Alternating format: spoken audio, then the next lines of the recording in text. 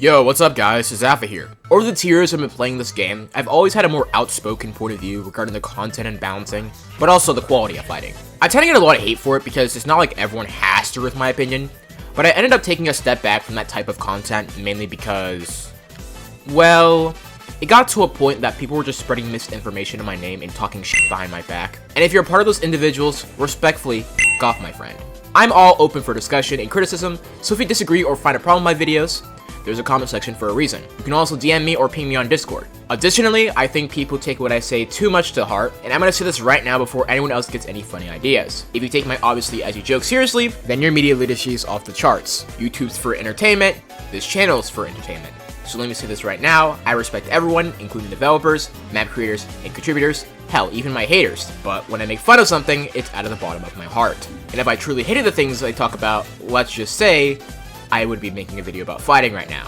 And if I didn't like fighting, then I would be at level 753 as I recorded this video. Since I love this game so much, I will be 100% transparent throughout this video. Keep in mind that there are thousands of things positive about the game, but I'm here to highlight the problems just a tad more because they aren't talked about enough amongst the community. So as a player who's been indulging this game for over 2 years now, I present to you the current state of fighting, Alpha, as of October 23rd, 2024.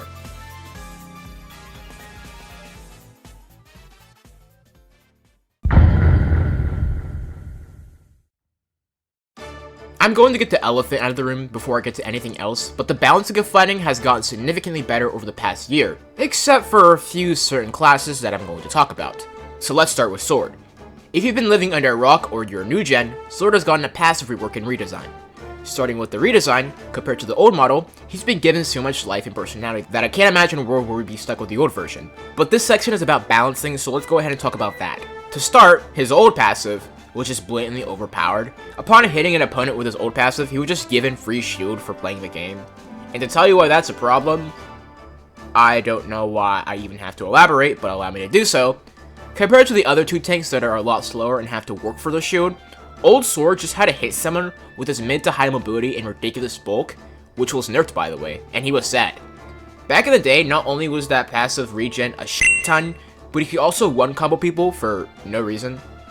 I'm not gonna lie, I abused this back in the day, because he had no end lag, so you just press all your moves in consecutive order, and then they instantly die to that bullshit.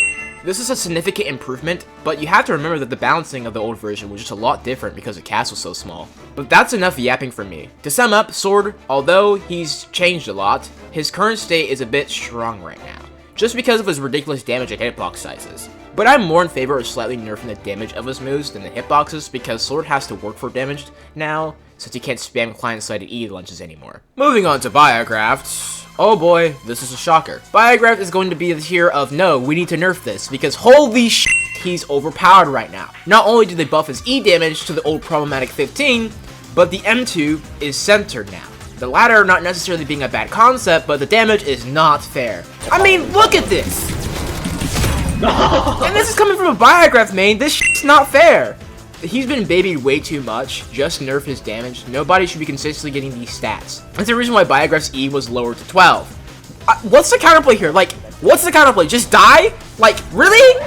What I suggest is that they should lower his E damage back to 12, because nobody should be able to have a move that does the same damage as Sword M2 with teleportation, refreshes, and move stack potential. But the M2 damage takes should be faster in exchange for lower overall damage. I think Biocraft has significantly been overtuned and maybe could get some cooldown changes, but maybe that might be a little too far. And now we move on to one of my mains.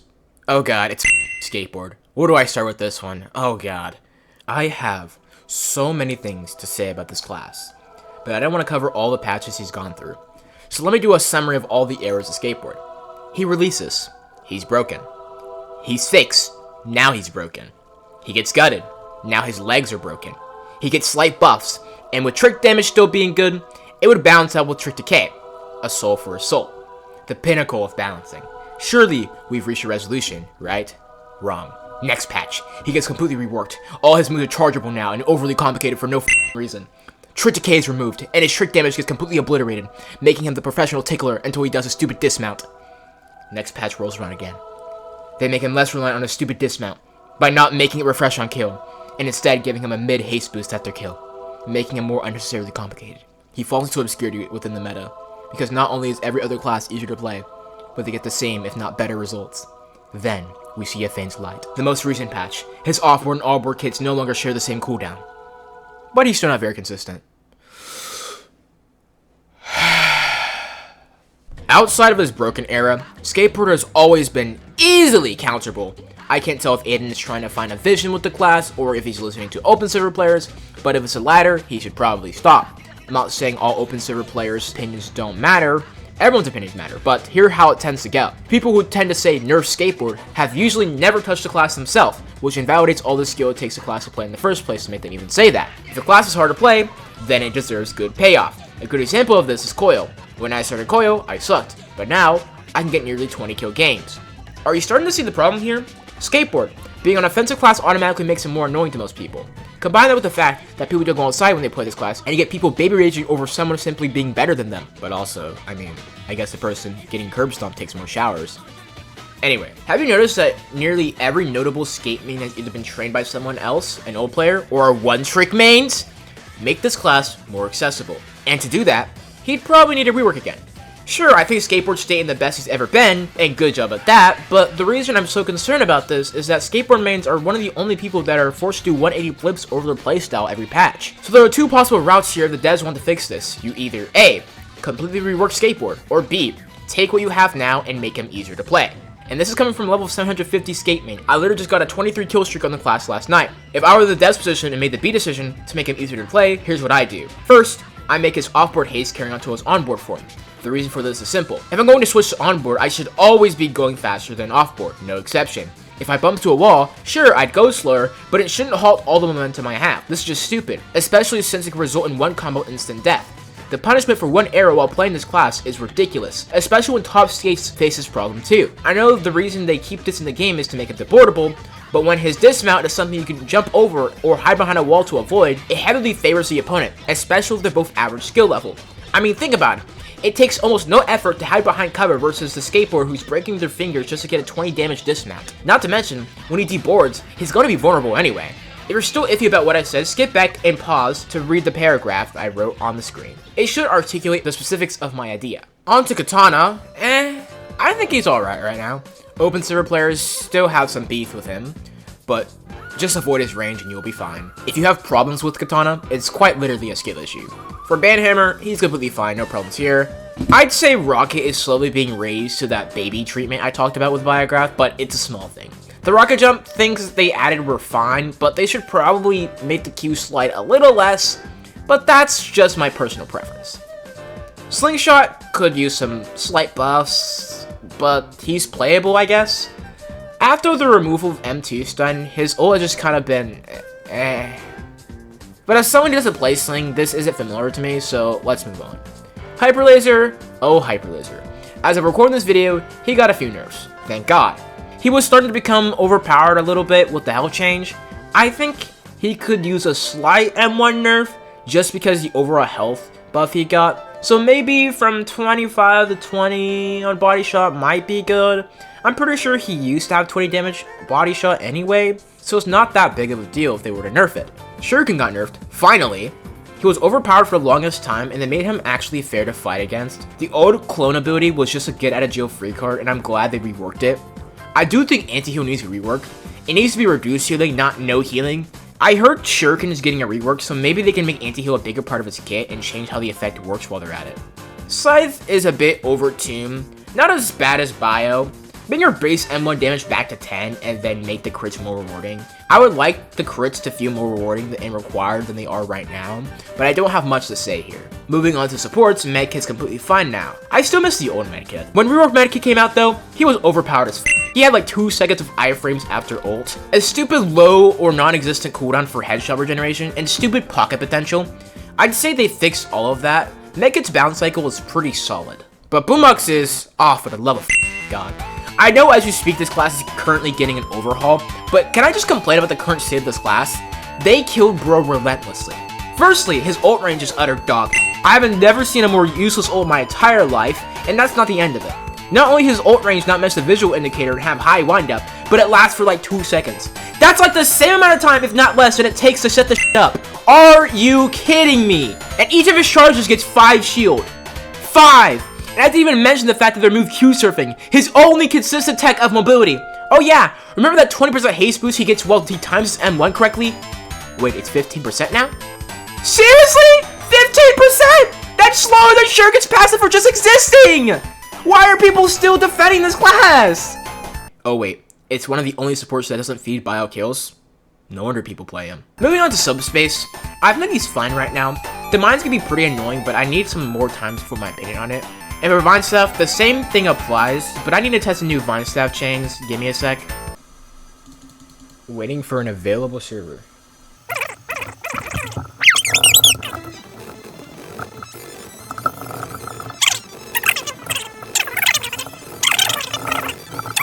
And lastly, Koyo, who's completely fine from what I've played, no problems here. To rate the balancing of fighting, I give it a 7 out of 10, which is pretty damn good despite all the things I ranted about. And yes, I did the math, there are 5 characters I had a problem with, and there are 15 fighters in the game. So I got 0.6 repeating and rounded it up to 7 out of 10. You have my applause. Here's my tier list of the charge I have a problem with, and with that, let's move on to the next section.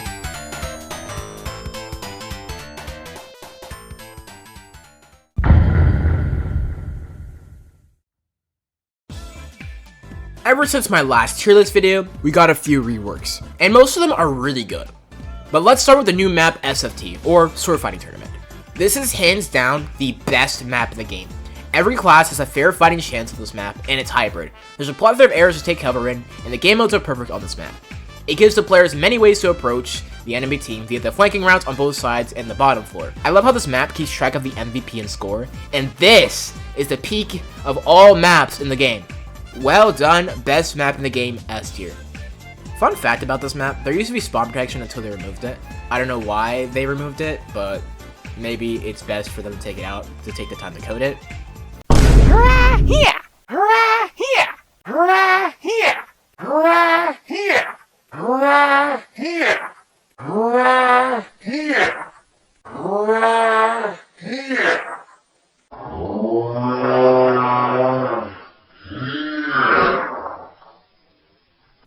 Moving on to our first rework, Dodgeball is now a hybrid map, which works pretty well surprisingly.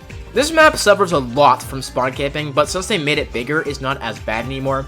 If they coded spawn protection in this map, it would probably be in the A or S tier, but they haven't coded it yet, so unfortunately it gets a B-.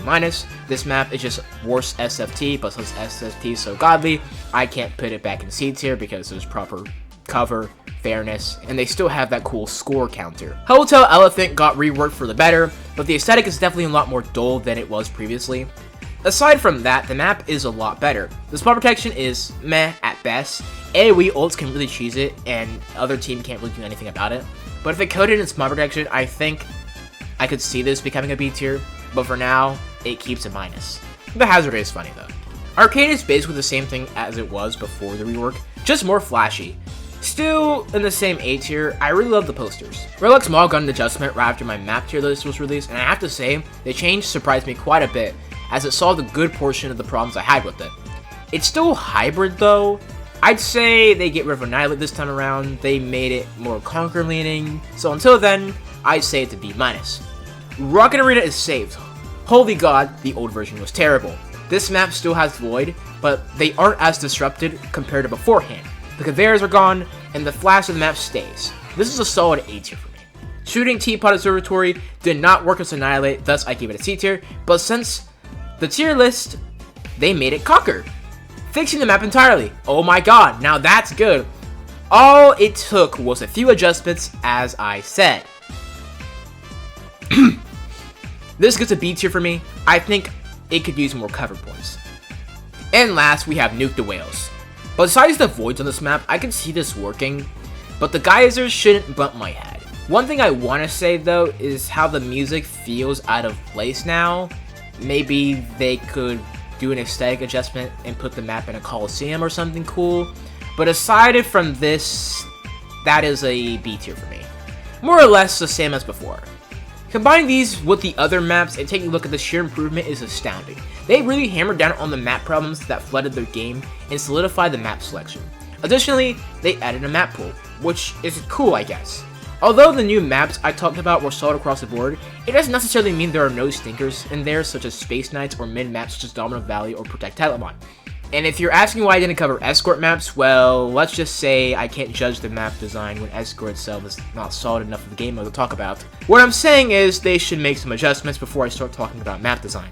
Overall, I think the map selection is the biggest improvement fighting is overcoming even to this day. But I have to give it a 7 out of 10, they're still kicking though.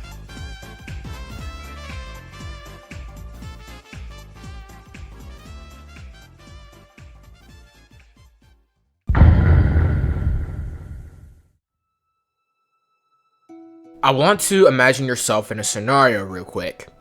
You get home from a long day of school and you want to play fighting. You hop into a call with your friends and load up into the game. Upon reaching Zuka's truck, you ask your friend for the server code. They reply and give you the code. Now being in queue, all you have to do is wait. After a few minutes of waiting, you're still not on the server yet. You have two options, either A, continue waiting, or B, do something else. This mind-numbing experience of simply waiting to get into a server, and even if your screen turns dark, sometimes teleporting just doesn't work because someone else took your spot. This server code system is incoherent. Not only is the GUI unresponsive, but it also makes it hell to ever play a game with your friends. Wanna join a server with your friends? Nope, sorry bud. Just wait a little bit and hope nobody takes your spot. Really? Are you serious? Fixing this isn't even hard. Add a party system, like Dungeon Quest, to start a server with up to 9 people, and every multiplayer game does this. It's a necessary feature to make playing with friends convenient and simple. A lot of people only play fighting with their friends, and because of that, they don't touch the game at all. Let's move on to something else. Private servers. You might say, well, if you want to play with your friends, then play in a private server. And to that, I ask, why? They don't give any EXP, so what do I gain from being in them? What if I told you private servers have a secret use that is not explained to the player? I kid you not, nobody knows how private server commands work. The most replayed section on my tutorial guide is me typing /pause in my private server. The commands are never explained to the player, and in order to find them, you have to look at the wiki, which nobody's gonna even know because it isn't even explained to them how it works. So to fix this problem, they should add a control panel, just like in Arsenal's private servers. Now to another thing. Mobile accommodations are non-existent in this game. I know implementing a tab menu is probably not possible, but from the mobile players I've asked, would really like to have communication pings. Actually, let me go ahead and ask a mobile player directly. Okay. So, I've come here to ask you a few questions about mobile. I know you play controller, like semi-controller, but like, I'm just curious, because I need this for the video.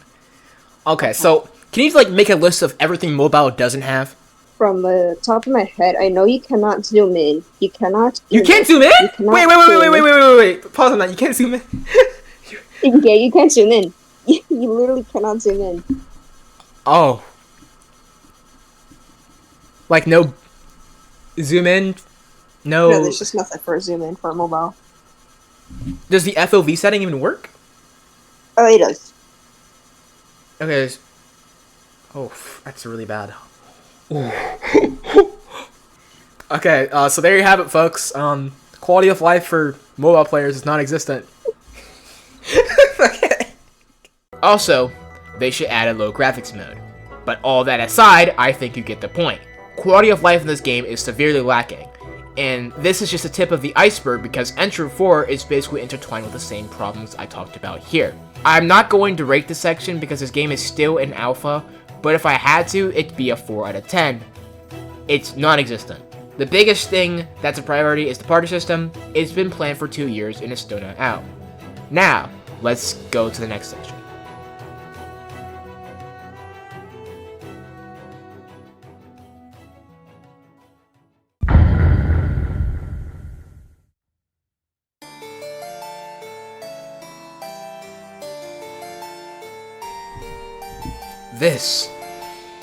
This is, oh my god, this is going to be a long one.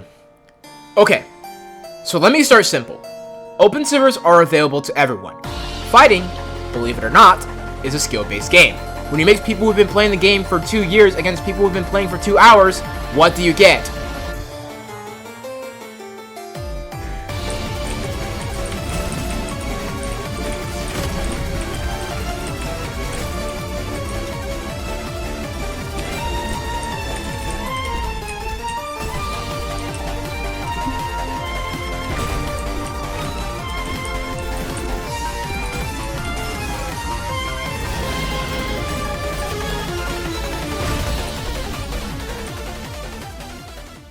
Do I even have to explain the problem with this?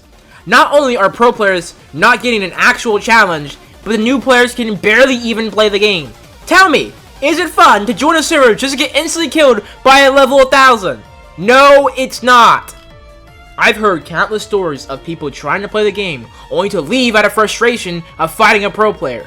It's not fun. And for pro players, it isn't even any better.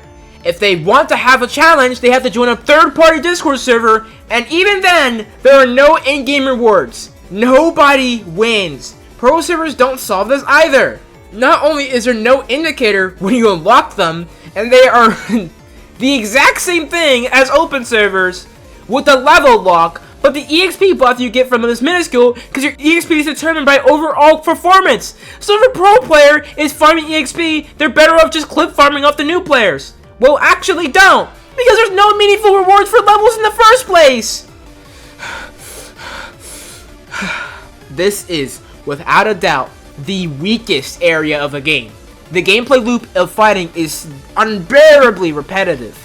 There is no variety while playing this game unless you go out of your way to a third-party Discord. The community should not be doing the game's job. So, how do we fix this? I actually cooked up a concept to spice up the gameplay flow and add an incentive for grinding levels. Along with the party system, we have 2 new game modes and 1 amazing feature. So, let's lay out the blueprint.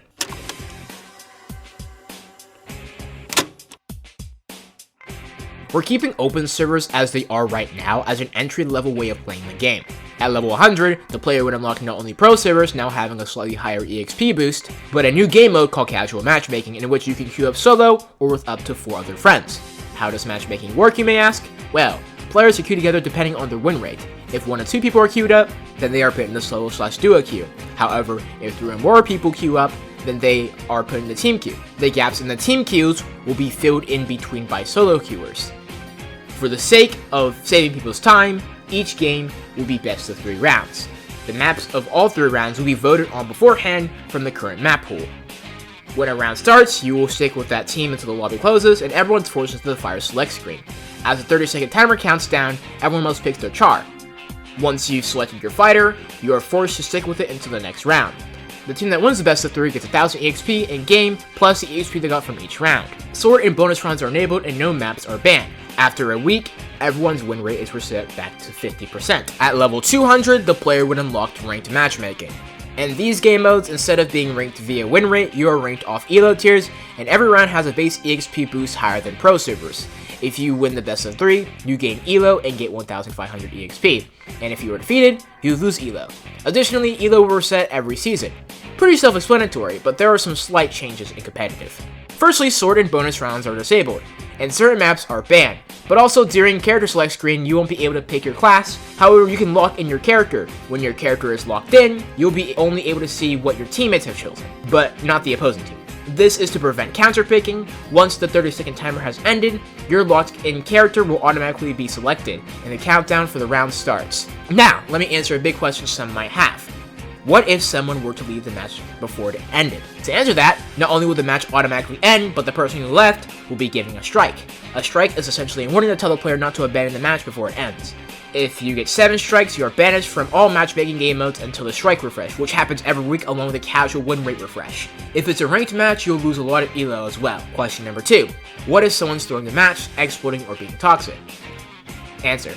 Misdemeanors can be clipped and reported to moderators, resulting in a temporary or permanent ban from either the matchmaking or the game itself. Moving on to other things that can improve the game. Additionally, at level 200, you would unlock the ability to create a clan. This will cost $1 million to create. You'd unlock a custom title named after said clan. The leader is getting a crown icon after the title, signifying their status as founder. There can only be up to 15 people within a clan unless the leader pays the 100,000 for additional slots. If you queue up and win a casual match or ranked match with a clan member, depending on how many other of your clan members are in your party, you get an EXP boost and correlation. The leader can appoint 4 other captains who can make announcements on the clan board. Clan members can also deposit bucks into a global bank for expenses, purchases that can use later for a clan update in the future. I might make a video on that just for the fun of it. Other things I would add would include such as fighter mastery, casual and ranked weekly quest, and the coolest thing I want to add is a fighting economy.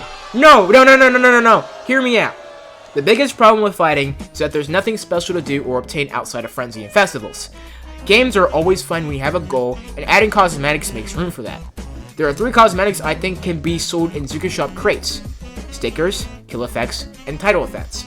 These can be tradable cosmetics. I know this sounds crazy, but you would only be able to trade cosmetics if they are bought from packs or crates they could be obtained from. Starting with stickers, I think they should cost 30k per pack, each containing 3 stickers. Each sticker there would be a possibility of recolors, special effects attached to them, and possibly sound effects or voice line when activated to add sticker variety. They could also add festival and frenzy stickers during events, could later come back in event packs or not at all. The developers have said they don't want to keep anything exclusive, but there's literally an unobtainable sticker right now, so I'm not fully sure. Another cosmetic I feel that needs to be expanded upon is the kill effects. One kill effect crate would cost 50k bucks. And the last cosmetic feature I feel needs to be expanded upon is the title effects, with each crate costing 100k. This will take a lot of time to prepare and create, but it will create a very satisfying gameplay loop of grinding, unboxing, trading, and optionally grinding ranked rewards. In this scenario, the player is actually given stuff to do besides mindlessly bully open servers. With an economy like this, then 13 times in 66.6 games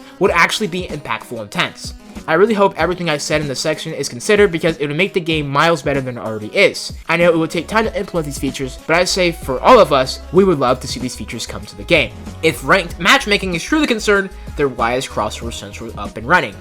This is another one of those sections of the game I don't feel it's fair to rate because the game is in alpha, but if I had to rate the current gameplay loop of fighting, it would sadly be a 1 out of 10 for the shallow strung together concepts of open servers and the lack of incentives to actively play the game.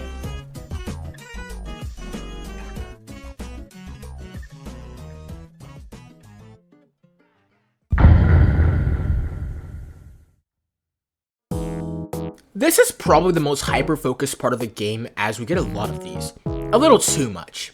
Festivals are fun. The first few times around, once you've played through them more than twice, you'll start to realize the problem. The game gets updates, sure, but the event itself doesn't feel like an event. If anything, it feels like an excuse to update the game. The developers do an amazing job when it comes to the content and the new fighters they add with each iteration, but there's no special game mode or anything. It's just open servers with special colors. The game during festivals is quite literally just laggier fighting with a surge of new maps and a character, which isn't bad, but it barely qualifies to be an event. I think fixing festivals is easy. Just make a new queue mode for it, in which up to 5 people can queue together and set up a 5v5 against each other. And unlike in open servers, the teams of both festival sites would actually get to directly duke it out. This would actually make the festival teams fight each other. The categories can stay the same for the most part, but being able to fight people on the opposite team directly would be a lot more fun than just playing with open servers and rating each player individually. And speaking of rating each player individually, let's move on to frenzies, because oh my god, this is a feud of wasted potential and questionable execution. Contrary to festivals, frenzies are events that have unique game modes, thus they feel like actual events. The problem with Frenzy is that the developers make the rewards you can obtain have percentile requirements, meaning that everyone is competing to be in a certain percentage relative to the rest of the player base in order to have a chance to get the rewards. Not only does this end up with unfun grindfest such as Mix and Madness, but it also creates an innately unfun experience for everyone, including the newer players. Since there are no set thresholds for rewards, players are practically forced to grind their life away and hope they are able to stand toe-to-toe with level 500, which is just, quite frankly, utter bullshit. It's impossible to go toe-to-toe with older players because they are simply more experienced than you are. But compared to nothing bigger festivals are, frenzies have tangible content that's worth playing so you won't miss it. So it's a shame they turn into chores. Let's hope that the upcoming Frenzy doesn't rank individual players against each other in a team-based game and gives us set thresholds to reach to obtain the rewards. I would like to see a Frenzy queuing system, but is it as necessary as the Festival queuing system? Moving on to the patches, I think they have done a significantly better job of the timing of them because it used to be way too sporadic and too frequent. We would barely get any time to test out changes, but I feel as if nowadays they give us an adequate time to touch each patch rolling out. Overall, I think Fighting's update is one of its alright parts, but it definitely needs some significant improvements from both the festivals and frenzies having unique realms to not only help with lag, but also deal with how exclusive each event feels. The updates of Fighting are a 5 out of 10, as they feel like each event hits the bare minimum. I wouldn't call them good, but not necessarily bad by any means.